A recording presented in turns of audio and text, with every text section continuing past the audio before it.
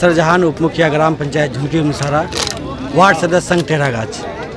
आपने काफ़ी मेहनत किया इस आक्रोश यात्रा को लेकर के। जी, मेहनत तो बहुत की है, लेकिन जो है ना, शासन और प्रशासन का इतना दबाव था, दोनों थाना, चाहे टेरागाछ थाना हो या बहादुरगंज थाना हो, हम लोगों को एकदम ये जन आक्रोश यात्रा ना निकले, इसके लिए बहुत ही साजिशें हुई।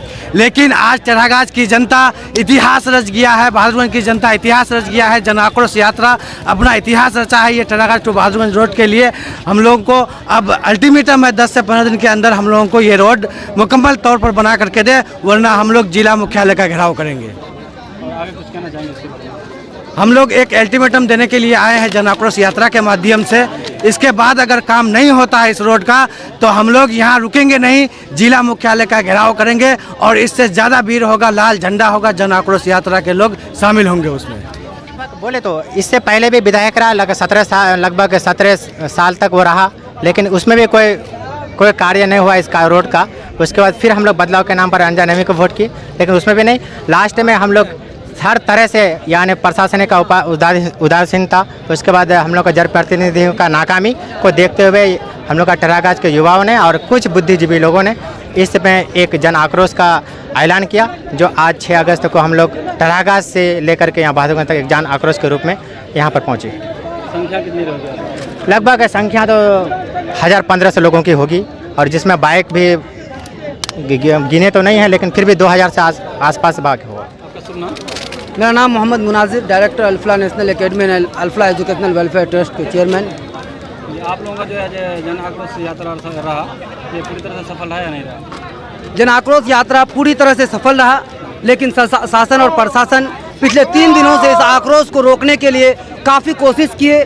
हम लोगों को आज हमारी कोर टीम को 3 दिन से मेहनत नहीं करने दिए, बल्कि हमें आज बहादुरगंज थाना तो कल टेरागाछ थाना दिन में 3 बार फ़ोन किया जा रहा है। आज भी कम से कम एसपी साहब और लोगों के द्वारा बार बार परेशान किया गया, लेकिन ये युवाओं की ताकत थी कि उन्होंने हर एक मुश्किल से लड़ करके आज अब इस मकाम तक लेके आया और अपने आक्रोश को कामयाब बनाया। रास्ते में भी कई बार रुकने का कोशिश किया गया।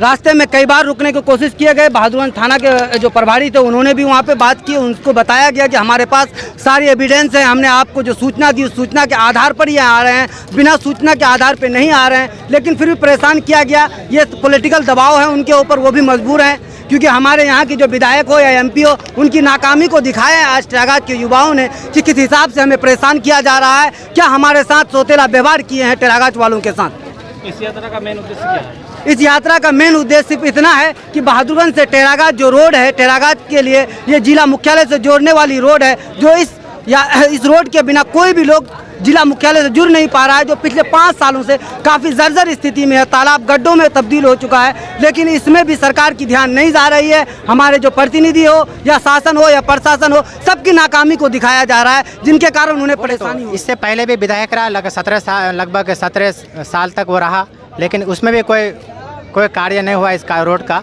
उसके बाद फिर हम लोग बदलाव के नाम पर अंजन नवी को वोट किए, लेकिन उसमें भी नहीं।